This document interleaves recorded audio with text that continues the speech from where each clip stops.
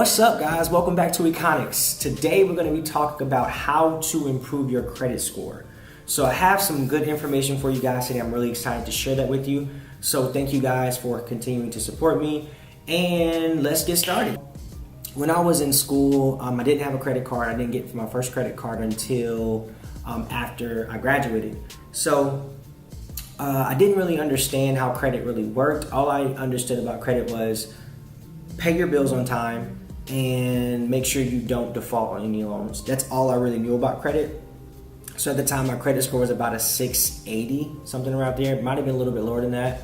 But it wasn't until I got intentional about, really understanding how to get my score up that I really started to increase it, and it took me about 6 months, a little bit less than that, to really get it going to where I wanted it to be. So I maxed out my first credit card, man. I maxed it out. It was about $1,500. I think I shared it in a previous video. Maxed out my credit card, and I still was making my payments on it, but it was maxed out. Every month I would just keep spending. So they actually increased my credit card limit, and I maxed it out again. So obviously I wasn't understanding how credit really worked from that perspective. Understanding how it works. So the first thing you want to talk about are inquiries.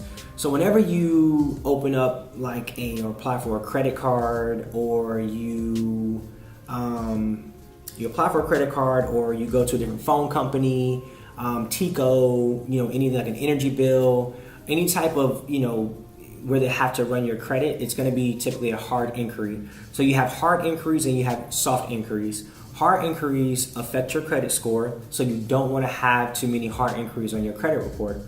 Soft inquiries do not affect your credit score, so you don't really have to worry about those. So hard inquiries stay on your credit report for 2 years. Now, a hard inquiry isn't a bad thing if you don't have that many of them, but if you're constantly applying for credit cards, which even the credit cards at retail stores, those count as well. Those count against your credit score.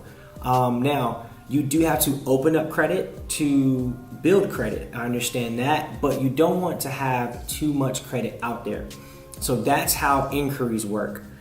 Second thing is credit card debt. So typically, I had maxed out my credit card. So a rule of thumb I have is I never have a balance on my credit card that I can't immediately pay off if I need to. So that's my rule of thumb. You can apply that to your life if you want to, but that's what's helped me out. You typically, let's say you have a balance of $10,000 on a credit card. You don't want to have more than 30% of your credit card used. So that ends up being $3,000.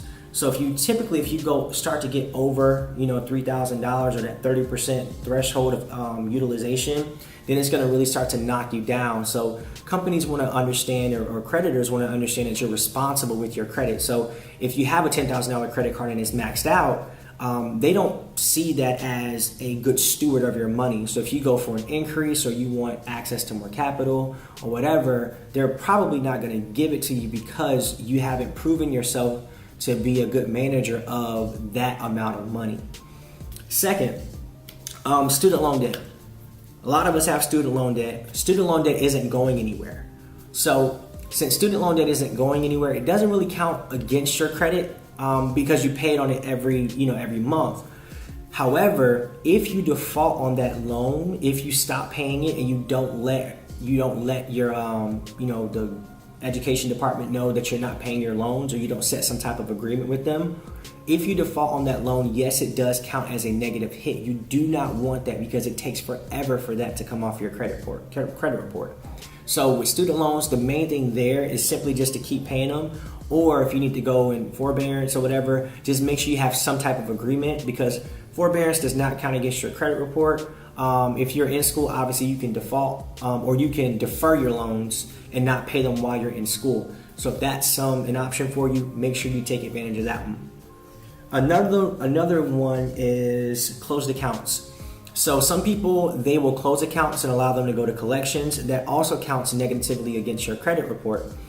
Typically, if you have a credit card, you don't want to close that account because even if it's paid off, typically closed accounts do count as a negative hit on your credit report. All hope is not lost. So if you want to increase your credit report and get some of those inquiries out there, there are services out there that you can actually pay for to help you get your credit score up. So this is called disputing different inquiries and stuff. So typically the hard inquiries, like from a phone company or a legit company, they're not going to fall off after 2 years. But how this works, I want you to understand this. When you dispute when you dispute an inquiry in your credit report, the person that is doing this for you, they send off a letter. And pretty much what that letter says is they have to prove within a certain amount of time that you owe that money. If that creditor, if that person or that company doesn't send that information back within a certain amount of time, then they pretty much just drop it. So you'd be surprised. It's worth trying. It's definitely worth looking into for certain inquiries on your credit report, and that will definitely get it up. You can also call and make an arrangement with certain balances that you have. Some people are willing to work with you if you say, you know what, I can make this type of payment, because they're getting some money back. But again, there definitely are companies out here that can help with that. Another thing I like to talk about is checking your credit. So nowadays, it's a lot easier to manage your credit because you can constantly check it. So there are apps out there. Some people are already aware that this exists, but you have apps like Credit Karma. I have Credit Karma. I constantly check it. Now, Credit Karma isn't accurate to the T, but it does give you a roundabout way of where you are. There are also bank apps that give you a credit report every month. I'm with Bank of America, and I know every month they do send me my FICO score. So there are different things to kind of just manage your credit. And typically, I talked about in previous videos about being intentional. So when you're intentional about something and you're more aware of it, if you constantly check it, not every day, but you can check it once a month. It does update, typically every month.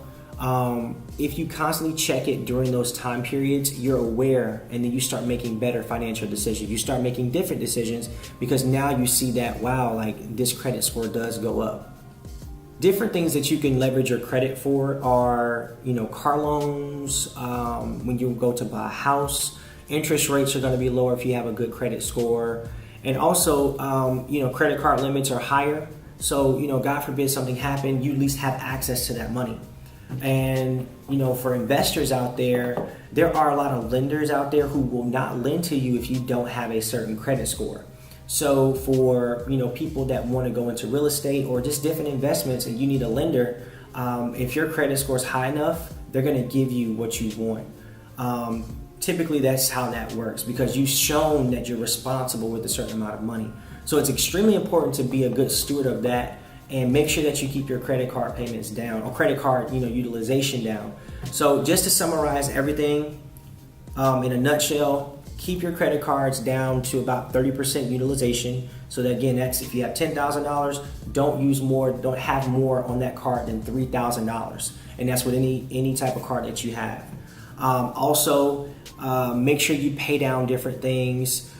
If you have a credit card, my score jumped like 30 points when I paid off one of my credit cards. And I used all my income tax money to pay off that credit card because I was trying to leverage my credit to make a business investment. So definitely take this serious because it does give you access if you know how to use it. Knowledge is power, and I want to make sure you guys are empowered. Thank you again. Follow us on Instagram. That is Econics_. Also, my personal Instagram is Joshua Bent _. And follow my YouTube page. Like, subscribe, leave comments. Thank you guys for your support, and have a great day. Peace.